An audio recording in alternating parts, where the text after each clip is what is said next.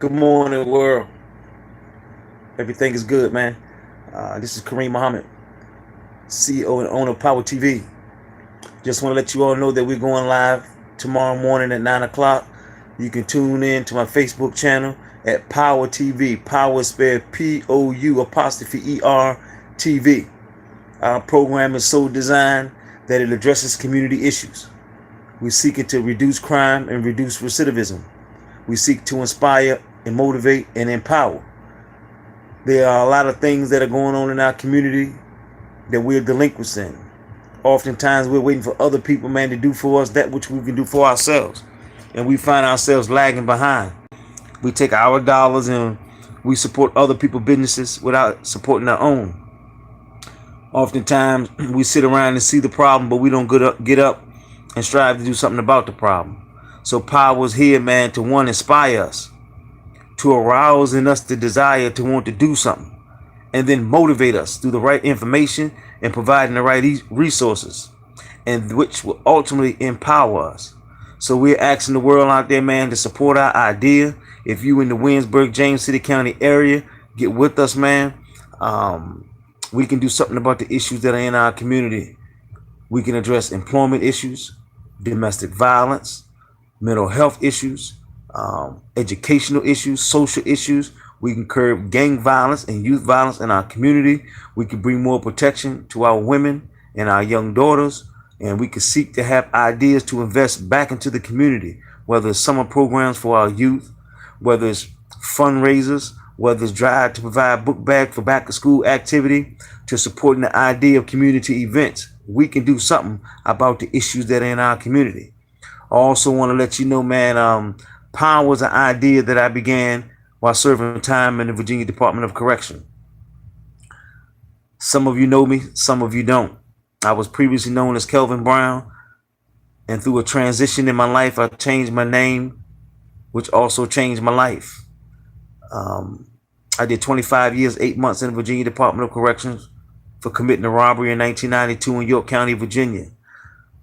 I speak about it boldly and openly because I recognize the error in my thinking. And that error in my thinking produced errors in my ways, in my behavior. So while I was incarcerated, I found the need to improve my life.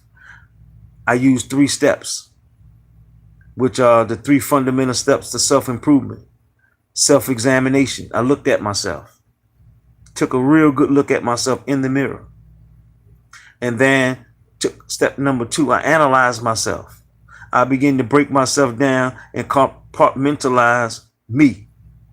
What made me? Why I acted and thought the way I did. And where there was error, I began to take step 3, make the necessary corrections. Self-improvement, a study course by the Honorable Minister Louis Farrakhan, was the catalyst by which I improved my life. And over those 25 years, man, I looked in the environment, and those men that were coming into the prison environment, they got younger and younger and younger and younger. And so I said, man, what can I do to help change the condition of the guys? And so I developed a program called Power, which ultimately stood for Positive Opportunities Will Elevate Reality. And I began doing little small seminars. I get a group of guys together, man, and maybe 5, 6, 7 of us. And we would just talk about what is manhood? What is manhood training? What is setting goals? How to write job resumes? How to fill out a job application? How to deal with conflict resolution? How to begin to solve some of the problems that are in our lives while we have social issues. Giving young men a circle where we could talk about life problems. And out of that idea, dealing with 5 or 6 guys, I began to develop into workshops, and I developed booklet program. I taught how to facilitate the Power program, how to bring forth behavioral change, and I wrote it up. And now I own the brand, I own the booklet, I own the intellectual properties of Power. And now I do approximately 22 to 25 workshops. And I want to extend that to my community.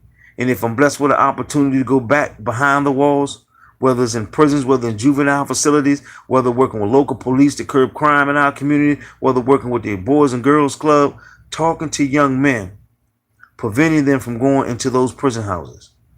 Sometimes we glamorize prison life because we hear it in the music. But let me tell you something.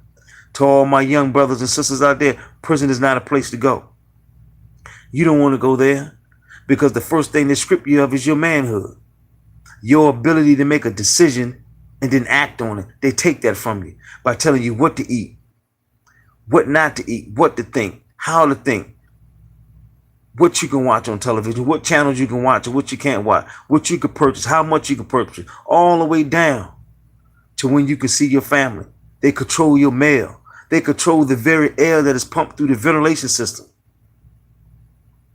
That's massive control. You don't want to turn your life over to people like that. So doing right should not be something that you should question. It should be something that you want to do. And by wanting to do it, it will keep you out of those houses of punishment, purgatory. So come join the power movement, man. We're going to do all that we can and be the best that we possibly can be. And with that, I sign off.